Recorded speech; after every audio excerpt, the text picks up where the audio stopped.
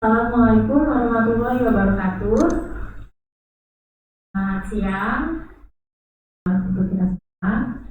Siang hari ini kami dari Rumah Sakit Mata sebagai kegiatan rutin kami akan mengadakan talk show seputar kesehatan mata. Pada siang hari ini saya Dr. Kiki Rizky Aminda sebagai host dan narasumber kita hanya SPM. Kami akan membahas tentang glaukoma si pencuri penglihatan. Dari judulnya sudah seperti paham ya, pencuri penglihatan. Nah, mungkin masih sedikit yang tahu apa itu glaukoma. Nanti di sini Dr. Istani akan menjelaskan pengertian dari glaukoma itu sendiri, penyebab-penyebabnya, gejala yang akan dialaminya oleh si pasien, kapan harus berobat, dan pilihan terapi apa saja yang mungkin bisa dilakukan oleh pasien. Dok, kita ngobrolnya agak santai kali ya dok, nggak usah terlalu formal. Selamat siang dok. Glaukoma ini kan sempat beberapa tahun terakhir itu bikin masyarakat jadi takut gitu dok. Jadi resah. Iya, karena setelah yang ada kasus terakhir itu yang akhir tahun 2019 tentang anak-anak yang main game, itu mulai terangkat lagi kasus-kasus glaukoma. Padahal memang dari dulu glaukoma ini kan sebagai salah satu penyebab utama dari kebutaan ya. Iya. Iya. Nah itu gimana sih dok sebenarnya yang arti dari glaukoma itu sendiri apa sih dok? Ya, dokternya, jadi saya salah satu dari dokter mata yang ada di rumah mata. Selama ini masyarakat tentang rumah sakit mata itu banyak-banyak sebenarnya. Apa sih glaukoma? Kenapa kalau dengar glaukoma itu pasti nggak bakal bisa lihat lagi ke depannya gitu ya? Enggak. Jadi supaya masyarakat luar mungkin lebih mengerti gitu ya. Jadi glaukoma itu apa? Jadi glaukoma itu adalah sesuatu yang sebenarnya. Apa sih glaukoma? Kenapa kalau kita tekanan bola mata gitu ya? Kalau di badan itu ada tinggi, mata itu ada tekanan bola mata tinggi gitu ya. Tapi tidak hanya tekanan bola gitu ya. Jadi itu yang gejala lainnya yaitu ada kerusakan di saraf mata, misalnya ada gangguan lapak pandang. Gangguan lapak pandang itu ini maksudnya. Jadi kita awalnya itu kita apapun kita memiliki ya. Adanya gangguan glaukoma itu tidak akan mengganggu pandangan kita gitu ya. Jadi kenapa paling sering disebut silent killer atau si pencuri penglihatan gitu ya? Karena gejalanya ini nggak terasa nih. Jadi pasien-pasien itu banyak mengeluh sakit kepala gitu ya, terus akhirnya ada rasa mual, sampai pernah ada pasien yang muntah tapi dia bilang cuma sakit kepala dok, tapi selama ini nggak ada keluhan di mata gitu. Nah, padahal mereka nggak tahu bahwa si glaukoma ini dia pelan-pelan nih merusak matanya ya. Dari dia rusaknya dari lapang pandang, jadi kadang pasien merasa penglihatan aku masih takut gitu ya, tapi padahal pada saat kita periksa lapang pandang kita itu udah terganggu gitu Ya seperti melihat terowongan gitu ya. Jadi pada saat pasien sadar pasien ini berjalan nabrak dok. Kenapa? Karena seharusnya kalau kita kelihatan orang kita bisa lihat ada kursi, ada meja, tapi pada saat itu dia kelihatannya hanya bisa lurus karena tadi kayak bilang kayak hitung, jadi dia sekitar itu nggak kelihatan gitu. Karena itu kadang nggak ketahuan sama pasien. Kan tadi ada masalah ya kan, gitu ya. Ini kan mirip sama kayak penyakit-penyakit lain, tapi kalau yang kena orang udah usia kaya, mungkin biasanya pasien bilang, kayaknya aku sering migrain dok gitu ya, atau mungkin aku lagi kambuh dok gitu ya, jadi kayak ada rasa mual atau muntah gitu ya. Jadi gejala glaukoma itu bisa ada yang tersamakan gitu ya. Jadi karena keluhannya yang paling sering yang pertama itu sakit kepala. kepala pasien atau nyeri di mata, sekitar mata gitu kayak gitu ya. Lalu biasanya ada keluhan mata merah yang paling sering. Kadang ada beberapa yang memang matanya tidak terlalu tampak merahnya, tapi kalau matanya tinggi. Nah ini yang berbahaya. Terkadang pasien tahunya kalau mata sakit ya pasti merah gitu ya. Nah, jadi terkadang tersamarkan. Jadi yang paling penting itu nanti dilihat apa gejalanya, sakit kepala gitu ya, penglihatan kabur, atau kalau kita tekanan memang lagi tinggi sekali itu bisa membuat pandangan seperti melihat pelangi gitu ya. Jadi kayak kabur ngeblur tapi kayak ada gambaran pelangi di matanya. Lalu mual. Ini juga biasanya ada pasien yang sampai muntah karena tekanan bola mata yang tinggi membuat sakit kepala gitu ya. Jadi berefek dia jadinya ada efek mual sampai muntah pasien-pasien. Nah, paling itu yang paling khas gitu ya di glaukoma ya, tanda-tandanya ya. Kalau dengar dari gejala-gejalanya serem ya banyak ya, tapi juga gejalanya kalau kayak cuma yang muncul sakit kepala, mual muntah itu agak samar ya. Nah, glaukoma ini sebenarnya yang bisa kena itu apakah cuma orang-orang usia tua atau dia nggak akan usia dok? Atau dari pekerjaan? Jadi kalau kita melihat faktor-faktor yang menyebabkan ya biasanya yang paling sering memang itu yang faktor yang tidak bisa dihindari itu memang biasanya riwayat keluarga. Ya.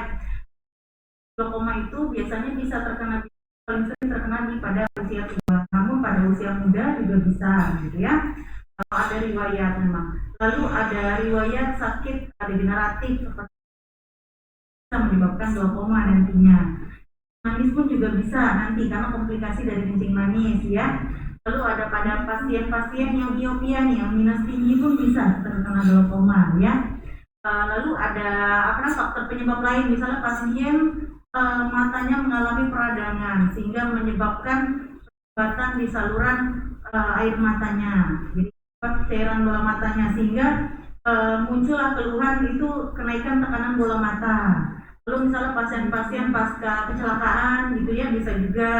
Lalu pasien-pasien juga pasca operasi ada terjadi peradangan juga di matanya juga bisa menyebabkan gangguan tekanan bola mata tersebut. Tadi salah usia tua, dia bisa keturunan juga nggak sih? Paling sering memang faktor keturunan gitu ya. Karena kan sebenarnya glaukoma itu ada sudut terbuka dan sudut tertutup penyebabnya. Nah, jadi yang paling kadang nggak ketahuannya karena sudut terbuka nih. Jadi pasien tidak ada keluhan tapi kadang terus turun gitu ya. Nah, kalau yang sudut tertutup itu karena begitu tambah gangguan dari glaukoma ini, jadi keluhannya akan langsung timbul, pasien berupa nyeri biasanya, mata merah, tadi yang sedih sakit kepala gitu ya. Ini bisa langsung ketahuan, tapi yang terkadang yang nggak ketahuan itu yang sudah terbuka ini ya. Jenisnya. Jadi sebenarnya sebaiknya gitu ya, kalau misalnya dari para sahabat rumah sakit khusus mata, kalau misalnya saya keluarga yang sakit glaukoma ataupun memang ada keluhan seperti yang saya sebut tadi, pencegahannya sebaiknya dilakukan rutin kontrol ya. Dicoba diperiksakan karena nanti akan kita coba cek tajam penglihatan dan tekanan bola matanya. Ya, jika memang ada gangguan ke arah peningkatan tekanan bola mata, maka pasien tersebut akan kita nilai lagi apakah memang ini glaukoma ataukah hanya peningkatan tekanan bola mata. Ya, yang pasti semua peningkatan tekanan bola mata itu harus kita terapi gitu ya. Jangan sampai nanti dia menekan saraf matanya. Ada yang hanya menyebabkan tekanan bola matanya naik, tapi itu belum kita kategorikan glaukom ya. Tadi kan keturunan, tadi kata dokter kan sebaiknya dilakukan pemeriksaan juga pada keluarga. Yang nggak bergejala juga kan dok ya? Iya. Itu sebaiknya kapan dok? Begitu tahu langsung dicek gimana? Kan kita nggak tahu ya kapan kita mesti cek. Jadi pasien ada keluhan atau para sahabat rumah sakit khusus penglihatan kok mulai kabur gitu ya, atau sering sakit kepala atau sering tidak nyaman di bagian mata, itu hendaknya mulai melakukan kontrol gitu ya. Itu hanya minimal untuk check up aja gitu ya. Kalau ada keluhan yang mengarah ke arah sana, sehingga jika ditemukan gangguan tekan bola mata ini bisa maksudnya bisa didapatkan dan langsung bisa diterapi gitu ya. Karena jeleknya nih Ki ya, tekan bola mata tinggi itu semakin dia tinggi dia akan menjepit saraf mata. Nah, ini saraf mata kalau sudah terganggu itu tidak akan bisa kembali gitu. Jadi yang bisa nyebabin iya, kebutaan jadi gitu itu ya. yang kenapa orang bilang glaukoma itu serem, karena kebutaan yang disebabkan oleh glaukoma itu tidak bisa bersifat dia irreversible gitu ya. Jadi begitu kerusakan mata sudah terjadi, dia tidak akan bisa kembali. Jadi hanya bisa dicegah memang. Ya. Kebutaan pada glaukoma ini. Iya. Tapi dok, apakah semua keadaan glaukoma itu akan menyebabkan kebutaan? Semua peningkatan tekanan bola mata itu akan terjadi penekanan. Walaupun itu kan, jadi kan tadi saya bilang ada 3 nih kriterianya gitu ya. Tapi kalau misalnya tekanan bola mata tinggi saja, saraf mata yang masih bagus, maka akan kita evaluasi dengan pemberian obat dulu ya, sambil kita evaluasi. Namun jika sudah didapatkan gangguan lapang pandang dan gangguan saraf mata, maka tata laksananya juga sama, kita terapi dan dievaluasi dengan obat dulu yang pertama. Jadi ada beberapa pemeriksaan nih memang yang di glaukoma gitu ya, maksudnya untuk mengetahuinya. Jadi selain tekanan bola mata itu ada alat pemeriksaan yang namanya Humphrey dan OCT ini. Masa sakit mata kita ada ya, tersedia. Jadi kalau ada pasien dengan tekanan bola mata tinggi itu akan kita terapi dulu, lalu akan kita evaluasi ke depannya. Apakah memang sudah terjadi gangguan lapang pandang atau kerusakan di saraf matanya gitu. Jadi dok, kalau misalnya kan untuk screening ya, tadi ya kan kita masih bahas yang sebelumnya apa yang berdasarkan turunan. Cek tekanan bola mata itu gimana sih dok? Serem nggak sih? Ya, pasiennya mesti akan diapakan gitu? Jadi, kita sebenarnya ada 2 alat pemeriksaan ya. Namanya ada tonometer SIOS atau yang masih konvensional, seorang bilang ya manual gitu ya, dengan alat yang kita tempelkan ke mata, terus kita ukur tekanan bola matanya. Nah mungkin pasien kadang serem banget tuh, nanti mata saya luka gitu ya. Enggak, sebenarnya alatnya aja yang serem, tapi nggak bahaya gitu ya. Tapi sekarang kita sudah tersedia pemeriksaan alat yang non kontak ya, dalam arti kata pasien nggak usah ragu ya, kita cek tekanan bola matanya dengan kayak keluar angin nih nanti ya. Jadi alatnya nggak nempel, jadi keluar angin di matanya sehingga didapatkan hasilnya nanti gitu. Dok, kita kan udah dari tadi nyebut-nyebut tekanan bola mata tinggi ya dok ya. Sebenarnya dikatakan tinggi itu berapa sih dok angkanya untuk tekanan bola mata baru bisa kita curigai mesti lakukan pemeriksaan lain gitu? Nanti akan ada alatnya gitu ya, jadi akan kita bola mata yang di atas hidrodium itu akan kita curigai dahulu ya, apakah memang ini pasien pada saat datang itu memang capean ataupun sedang aktivitas berat, itu juga bisa mempengaruhi dia. Jadi biasa pasien-pasien yang datang itu akan kita evaluasi dulu tekanan matanya. Kalau bola matanya tinggi sekali itu bisa memang peningkatan ya. Namun jika kita lihat range-nya itu hanya naik sedikit dari yang normal, maka akan kita evaluasi dahulu. Namun tetap dengan kita pertimbangkan apakah memang pasien membutuhkan terapi atau tidak gitu ya. Kalau untuk kayak evaluasi tadi ya dok ya, kalau misalnya kayak kita ngomongin tekanan tinggi ini juga contohnya ada tekanan darah tinggi ya dok ya. Kan bisa itu pasien baru nyampe itu tekanan darahnya tinggi, setelah istirahat sekitar 15 menit tekanannya bisa kembali normal. Kalau itu tadi jadi nanti pasien kita evaluasi dulu, ternyata tinggi nih tekanan bola matanya. Pasien kita coba istirahatkan dulu dan kita coba lagi pada hari yang sama. Jadi setelah kita istirahatkan, pasien kita cek lagi ternyata masih tinggi, berarti memang tekanan bola matanya yang bermasalah gitu ya. Terus kan selanjutnya ada pemeriksaan lain ya dok ya. Kalau glaukoma ini pemeriksaan lapang pandang yang tadi dokter sebutkan, itu seperti apa gambarannya dok? Pasiennya bakal diapain gitu? Pasien-pasien yang dengan gangguan lapang pandang itu akan kita buktikan dengan pemeriksaan namanya Humphrey gitu ya. Jadi pasien nanti akan ada saat ya di mana pasien tersebut akan melihat bintik-bintik lampu-lampu gitu ya, dan ada nanti tombolnya yang dilakukan oleh pasien gitu ya, dipencet gitu ya. Nah ini nanti mengukur seberapa besar kerusakan lapang pandang yang terjadi di pasien gitu loh. Jadi akan keluar hasilnya setelah didapatkan itu nanti bisa dievaluasi. Nah akan kita lakukan 6 bulan sekali pada pasien.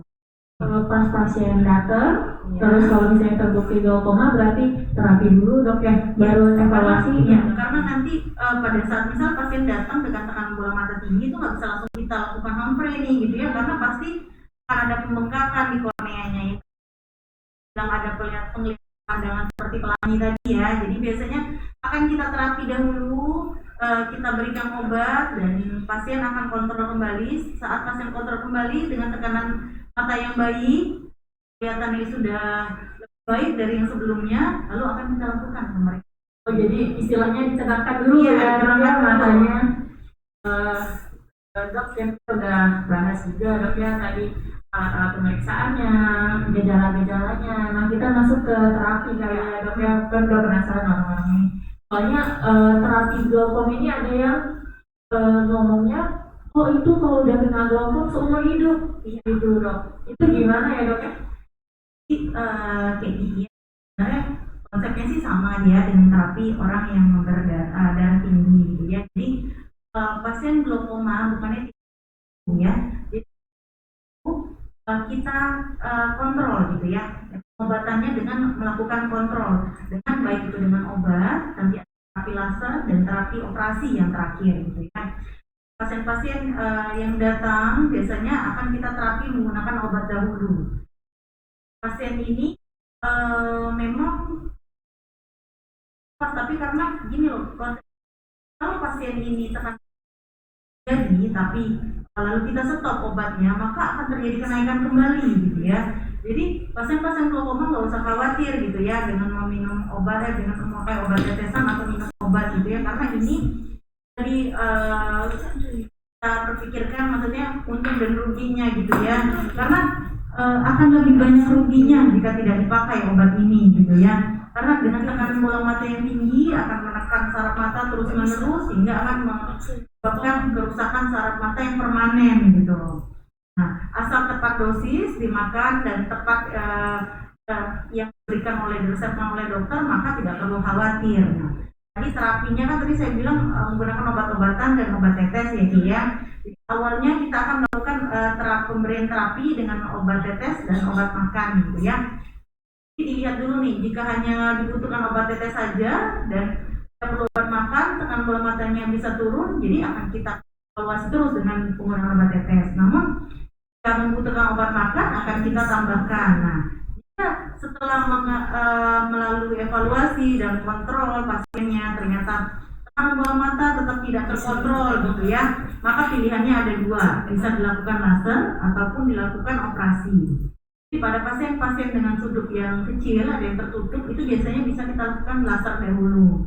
Namun jika memang kita nilai memang tidak terlalu bermanfaat dan tekan bola matanya tinggi sekali gitu ya, dan kerusakannya ini lapang pandangnya sudah ada, penglihatannya sudah turun gitu ya, maka pertimbangan terakhirnya itu harus dilakukan operasi. Makanya lagi ke masing-masing pasien ya Mas ya, nggak semuanya harus dioperasi gitu oke.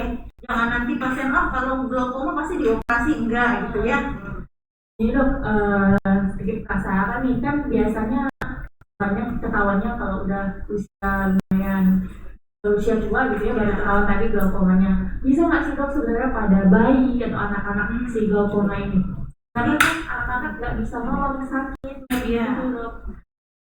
Ada beberapa pasien-pasien mengalami namanya gangguan glaukoma kongenital namanya ya. Jadi pada saat bayi baru lahir itu didapatkan memang pasien anak ini, bayi ini itu mengalami glaukoma sebenarnya.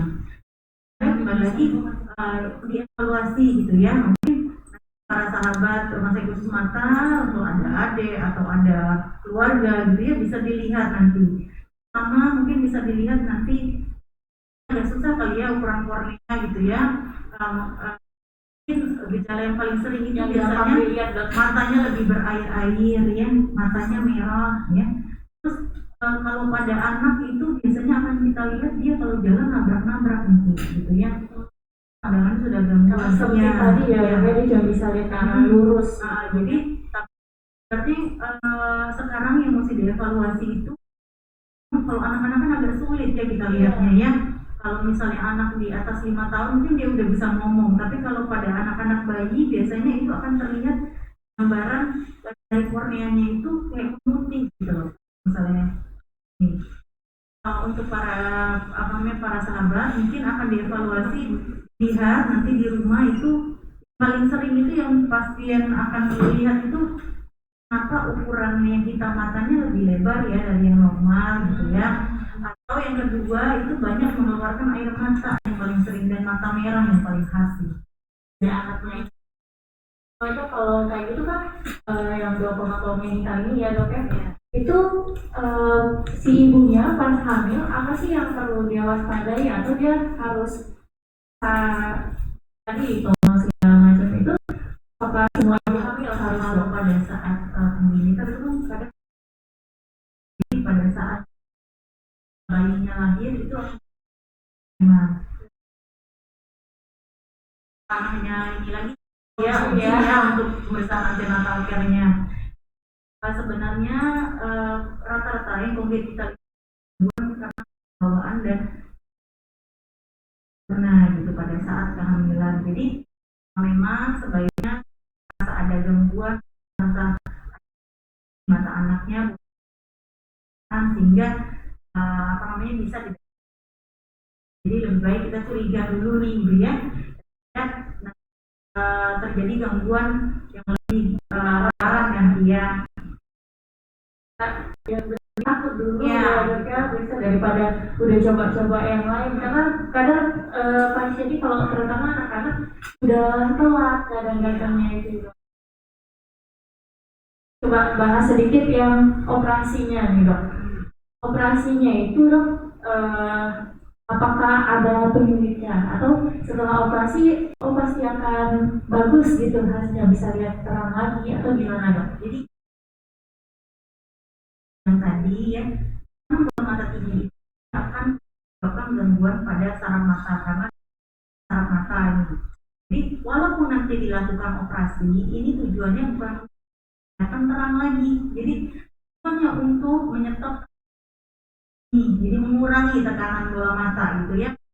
Jadi terapinya kita mempertahankan penglihatan yang ada sekarang. Jadi jangan percuma nih saya udah minum obat, udah dioperasi, penglihatan saya masih jelek. Iya, karena kenapa?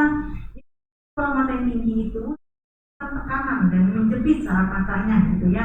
Nah, sekali dia rusak, dia tidak akan bisa kembali.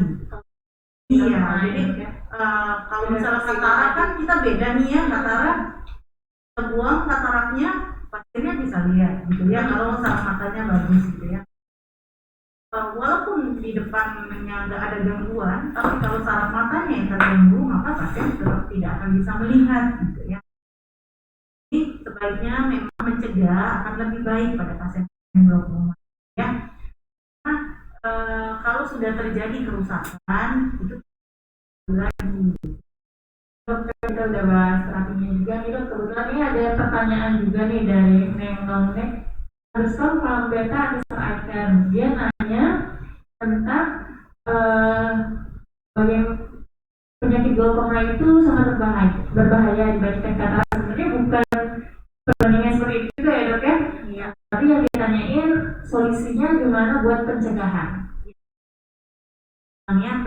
Jadi lebih baik mencegah pada pasien glaukoma. Jadi pencegahannya memang nanti dievaluasi saja di rumah ya. Memang ada keluhan penglihatan kabur, lalu diikuti mata merah, nyeri pada mata atau disertai kepala.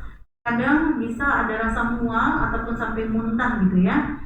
Paling sering itu berulang sakit kepalanya nih. Jadi saya udah minum obat nih dok, tapi nggak hilang juga sakit kepalanya karena memang penyebabnya tidak ditangani. Jadi obat itu hanya menghilangkan dari kepalanya sementara gitu ya. Jadi pencegahannya memang harus diperiksa dulu, ya, baru kita bisa menilai apakah ini memang gangguan lain atau memang gangguan dari tekanan bola matanya yang menyebabkan kepala gitu ya.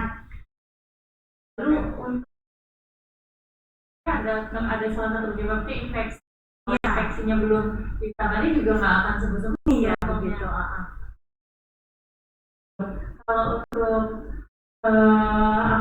operasinya di kantor BPJS nggak pasien glaukoma ini seperti operasi katarak? Jadi kan suatu penyakit ya. Jadi glaukoma memang ditanggung oleh BPJS ya untuk terapinya. Kalau biaya itu relatif sebenarnya ya, tiap rumah sakit beda-beda, jadi nggak bisa kita bilangin biayanya mahal atau murah gitu ya.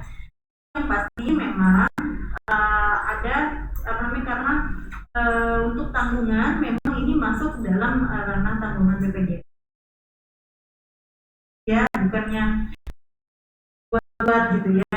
Jadi memang masuk. Jadi kalaupun memang ingin tahu lagi ya boleh nanti datang ke rumah sakit khusus kita lakukan pemeriksaan dahulu. Jika memang dibutuhkan terapi akan kita berikan terapi, namun jika memang tidak dibutuhkan apa mesti diterapi gitu ya. Dievaluasi gitu ya. Intinya itu di-cover oleh BPJS, jadi nggak usah takut kalau misalnya ngerasa sudah ada keluhan-keluhan itu periksain aja dulu. Kalau memang dia glaukoma baru kita terapi sesuai dengan Ini ada yang tanya lagi dong, mungkin tadi belum gabung ya dari awal dari Giantar 2020 dia tanya glaukoma itu karena apakah glaukoma itu karena keturunan? Sudah dibahas ya kayak dikit ya salah satunya ya. Iya. Memang salah satu faktor glaukoma itu yang paling sering itu karena keturunan gitu ya. Jadi coba nanti evaluasi kembali jika memang ada riwayat ibu atau ayahnya atau keluarganya yang mengalami glaukoma. Para sahabat mengalami gangguan seperti saya bilang tadi, sakit kepala, ada mata merah, ada rasa mual, sakit muntah, yang paling khas mungkin yang paling pasien itu kadang merasa tidak nyaman di mata gitu ya, itu boleh diperiksakan dahulu gitu ya untuk pencegahan. Jika memang didapatkan terapinya, didapatkan memang gejalanya mengarah ke glaukoma atau tekanan bola mata tinggi, maka sebaiknya kita lakukan terapi gitu ya untuk pencegahan kerusakan saraf mata yang lebih parah nantinya. Dari pengertian ya gejala-gejalanya siapa aja yang bisa kena sampai terapi dan pencegahan tadi dok ya, mungkin kita bahas sedikit dok ya. Ada pada yang tadi di awal buka pas pembukaan itu pada akhir tahun 2019 itu sempat ada viral karena bermain game HP lebih dari jam sehari dia menyebabkan kebutaan. Padahal pas diperiksa ternyata dari dokter spesialis matanya dibilang itu glaukoma. Ada hubungannya nggak sih dok sebenarnya? Sebenarnya kalau hanya untuk game dia tidak akan menyebabkan kebutaan sebenarnya ya. Nah, namun pada pasien ini dia memiliki faktor risiko. Nah, jadi pasien ini memang ternyata ada sakit yang setelah diperiksakan itu mengalami tekanan bola mata tinggi yaitu glaukoma. Jadi pada pasien ini jadi tumpang tindih nih ceritanya gitu ya.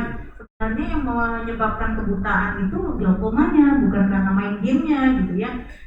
Karena tadi yang kita bilang silent killer atau kadang nggak terasa gitu ya. Jadi pasien ini mengalami penurunan penglihatan pelan-pelan gitu. Dan tanpa disadari oleh si anak itu pada saat dia sadar itu penglihatannya memang sudah turun sekali gitu ya. Jadi lakukan ke depan kita pertahankan penglihatannya. Jadi kayak tadi saya bilang, jadi sebaiknya kalau ada keluhan di matanya seperti penglihatan gitu ya, kepala gitu ya, jangan sungkan untuk dilakukan pemeriksaan karena mencegah akan lebih baik gitu. Apalagi sekarang ini ya dok ya, corona ini kan bikin pasien itu takut buat berobat ke rumah sakit, nunggu udah parah udah nggak tahan lagi baru berobat gitu. Sebenarnya nggak usah takut ya sakit, karena yang pasti kita tetap menjalankan protokol COVID gitu ya. Pasti kalau para sahabat rumah sakit khusus mata mau berobat itu jangan lupa dipakai maskernya gitu ya, tangan dari manapun gitu ya, untuk mencegah penularan COVID tersebut. Jadi bukannya karena COVID ya, tapi kita ya kita tetap waspada, tapi kita juga tetap memeriksakan gitu ya kesehatan kita gitu. Kalaupun nanti sampai rumah sakit, kita tetap menjalankan protokol COVID-19-nya, yaitu kita cek suhunya gitu ya, evaluasi, kita anamnesis dulu, kita lakukan pertanyaan-pertanyaan dahulu gitu ya. Jadi nggak usah takut nih ke rumah sakit. Kalaupun nanti memang ada pasien dengan yang tekanan, maksudnya ada demam gitu ya, biasanya kita akan kita pisahkan. Kita screening di awal. Iya, kita screening di awal. Jadi nggak usah takut ke rumah sakit sebenarnya ya. Dok, ini ada yang nanya lagi nih dok, berapa persen jika kita terkena glaukoma menimbulkan kebutaan dan tanda-tandanya seperti apa? Presentasinya ini dok. Jadi kalau kita bilang presentasi itu agak sulit ya kita bilangnya ya. Jadi pada saat awal itu biasanya pasien akan mengalami penurunan penglihatan, tapi penurunan penglihatannya pasien tidak akan terlalu sadar karena pasien mungkin merasa hanya kabur sedikit gitu ya. Lalu fase berikutnya penglihatan akan mulai semakin turun dengan biasanya ada gangguan kontras. Maksudnya kayak gini, pasien sudah merasa agak redup penglihatannya. Nah, lalu fase berikutnya pasien akan mulai merasa tadi lapang pandangnya mengecil gitu ya, dia menyempit. Aku jalan nabrak gitu ya, nggak bisa terlihat jelas, tapi aku melihat lurus masih bisa gitu ya. Nah, lalu pada akhirnya pasien baru menyadari setelah penglihatannya benar-benar ganggu, dalam arti kata lapang pandangnya sudah menyempit sekali gitu ya. Jadi itu fase-fasenya, maksudnya jadi karena pasien itu tak ketahuan karena pelan-pelan nih dia merusaknya dari pinggir, memang apa namanya kalau glaukoma itu tadi saya bilang dari luar dulu ya, jadi dia merusaknya dari pinggir, lalu pasien sadarnya kemudian nanti udah parah. Jadi sebaiknya kalaupun ada riwayat tadi ya, yang paling jelas ada riwayat keluarga dan ada gangguan penglihatan, tapi yang paling ini baiknya dilakukan pemeriksaan gitu ya. Karena sebenarnya pencegahan akan lebih baik, kembali lagi saya bilang gitu ya. Palingnya kita periksa dulu ukuran tekanannya ya, itu paling utama kan. Ada lagi dok yang tanya dari Cynthia Deva, makanya apakah penyakit glaukoma itu menular?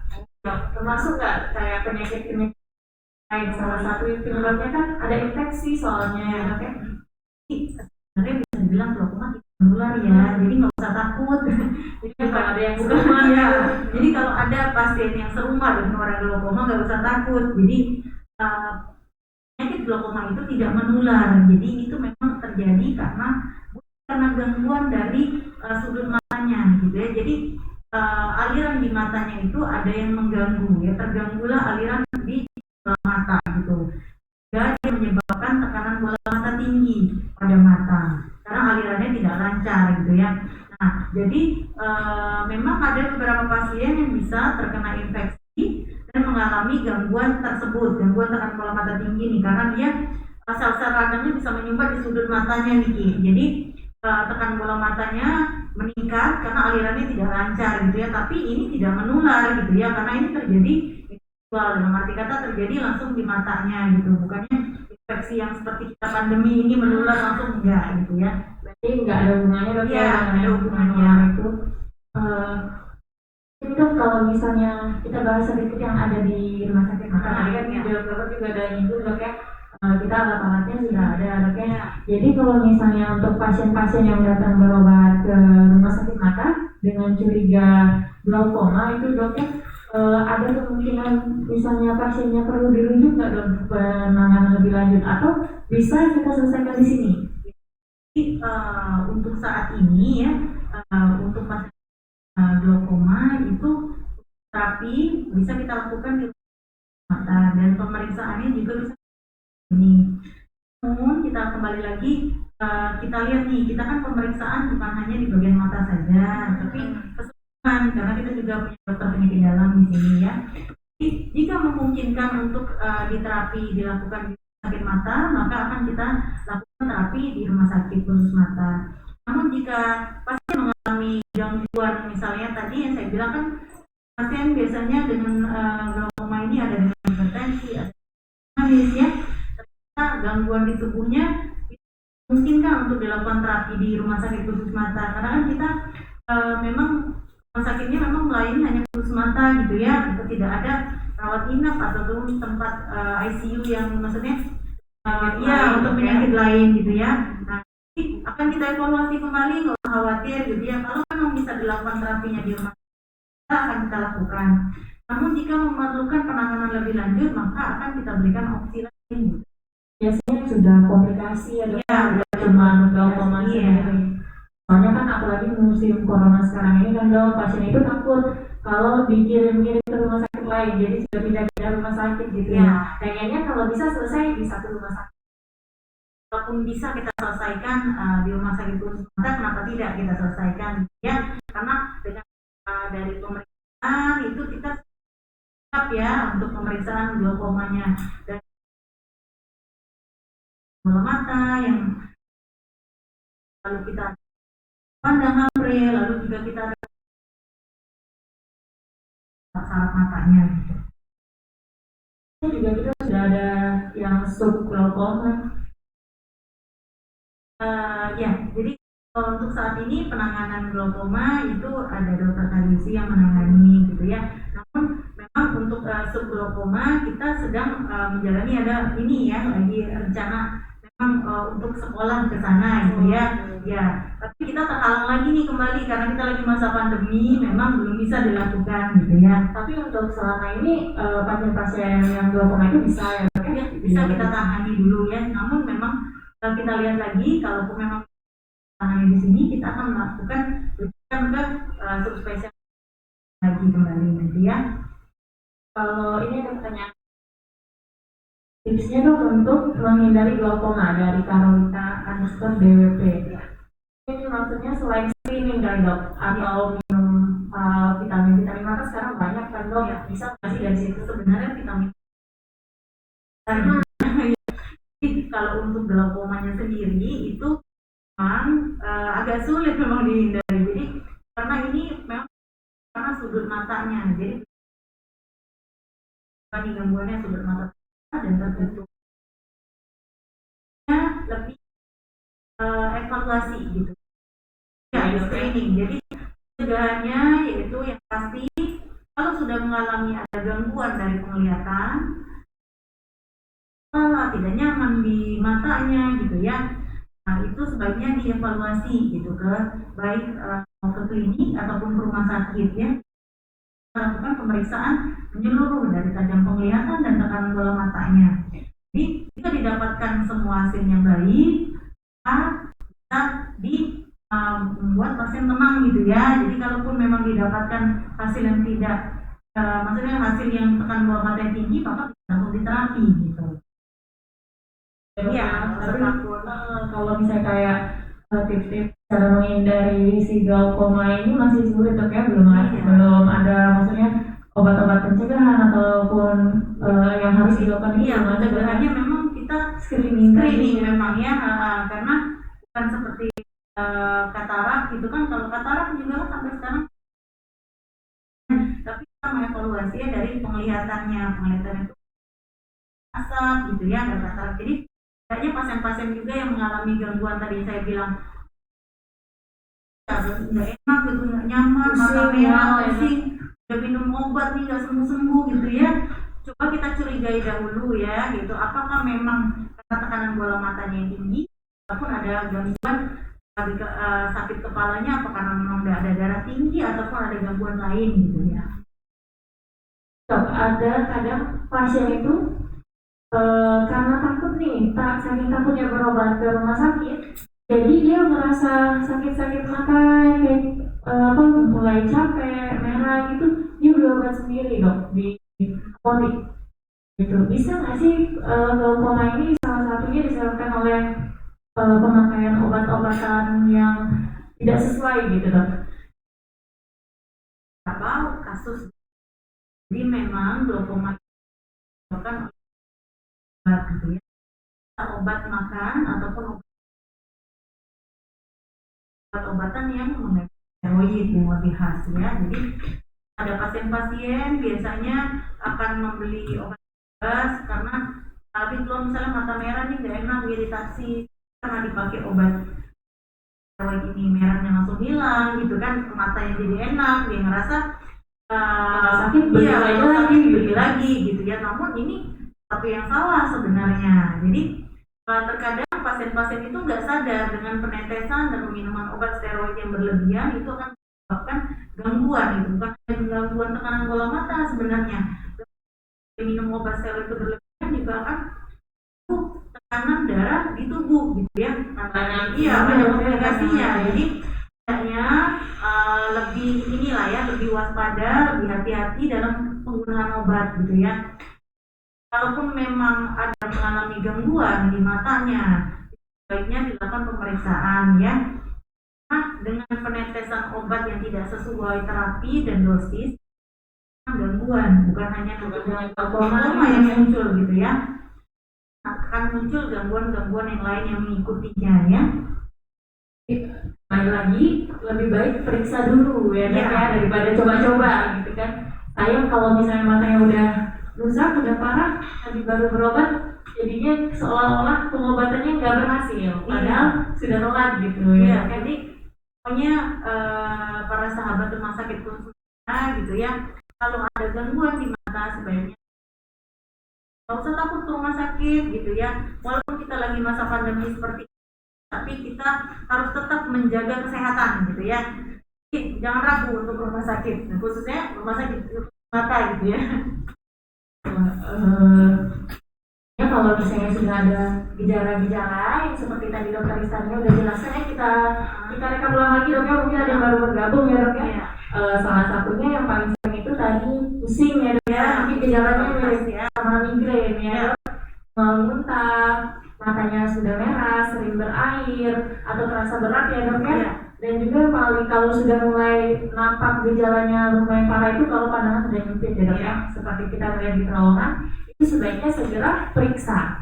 Nanti kita di rumah sakit mata kita akan melakukan screening awal ke pasiennya ya dok. Kita akan periksa tekanan bola mata tadi, dievaluasi lagi. Kalau memang mengarah ke glaukoma akan dilanjutkan pemeriksaan lain dok ya. Dan terapi juga nggak semata-mata langsung operasi ya dok ya. Pasien-pasien tuh mikir kalau ada glaukoma pasti ke rumah sakit. Kadang tuh pikiran pasiennya kalau rumah sakit itu operasi nih gitu ya. Jadi enggak gitu ya. Semuanya tetap akan kita periksa dahulu, jadi kita evaluasi. Kalau misalnya kita berikan obat tetes atau obat makan ternyata kalau gitu tekanan bola matanya, maka kan dia terapinya akan berupa tetesan saja gitu. Jangan sampai terjadi peningkatan sehingga terjadi gangguan penglihatan gitu ya. Jangan ya. Semua pemeriksaan, maksudnya semua gangguan pasien itu kita lakukan terapi yang baik. Namun juga dibantu oleh para sahabat gitu ya, khususnya sahabat rumah sakit khusus mata, jika ada mengalami gangguan sebaiknya dilakukan evaluasi dan kontrol gitu, sehingga nanti masih bisa kita terapi dan masih bisa mendapatkan hasil yang terbaik gitu untuk pasien gitu ya. Balik lagi ke screening tadi ya dok ya, kalau sudah ada gejala-gejala periksakan, kita evaluasi, nggak usah takut dulu, dikit-dikit mau dioperasi ya dok ya. Dan untuk kalau mungkin untuk pencegahan sampai saat ini masih screening itu ya dok ya, belum ada yang lain ya. Kalau misalnya salah satunya penyebabnya juga tadi ada keturunan, jadi kalau ada salah satu keluarga yang kena, baiknya semua keluarga dicek ya dok ya. Dan paling sering jadi gitu ya. Itu ya pada sekali atau sudah biasanya pasien bilang lensa ke depan sehingga dia membuat sudut mata itu menjadi sempit gitu ya, sehingga terjadilah gangguan glaukoma gitu. Nah, kalau misalnya para sahabat mengalami gangguan penglihatan, tadi memang screening kembali lagi ya gitu ya. Jika memang ada keluarga yang ada gangguan glaukoma juga sebaiknya screening gitu ya, karena nanti walaupun nanti ke depannya kataraknya sudah diangkat, penglihatan gitu gitu. Ya, karena terjadi sudah tekanan bola matanya. Tadi yang saya bilang tekanan bola mata tinggi, matanya nantinya ke depannya. Walaupun nanti kataraknya dibuang, tetap bisa lihat kan, sayang sekali gitu ya. Belum sampai sarafnya yang bermasalah nih dok ya.